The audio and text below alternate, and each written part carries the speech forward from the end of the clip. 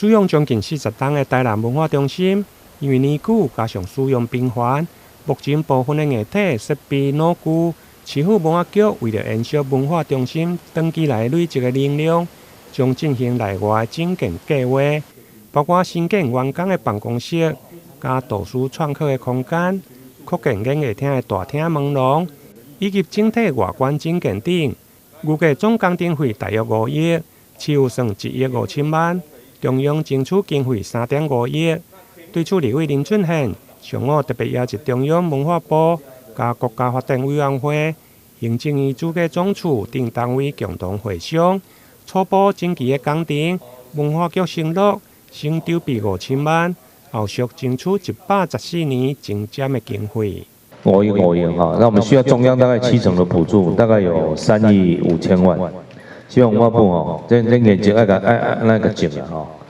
这文化部确实，我们现在去查一下，那在前瞻经费我不知道还剩多少。好，前瞻经费，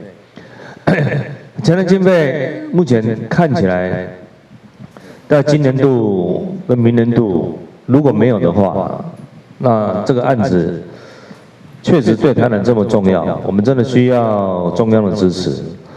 然后现场又有一个很重要的单位，就是我们国发会。好，国发会好，这个感谢了哈。他就你看，光花眼睛一直看着你，这紧压拜托你了。请国发会哈来协助支援本案。台南文化中心这一次提出来，确实是晚了一点点，因为我们前瞻有好几期，那现在112跟113文化部几乎的经费已经分配完了。但是呢，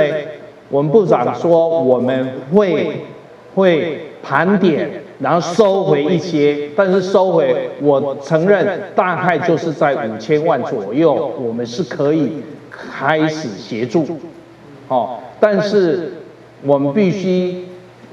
希望争取的就是114年还有最后的前瞻经费。除了文化中心的扩建整建，另外有关台南生活美学馆，因为外墙斑驳，太路容易落下来，因为有立即性的危险，文化部嘛已经上案，将由112年行政院第2预备金来引用，总经费大约5500多万，将进行征收。台南新闻林根采访报道。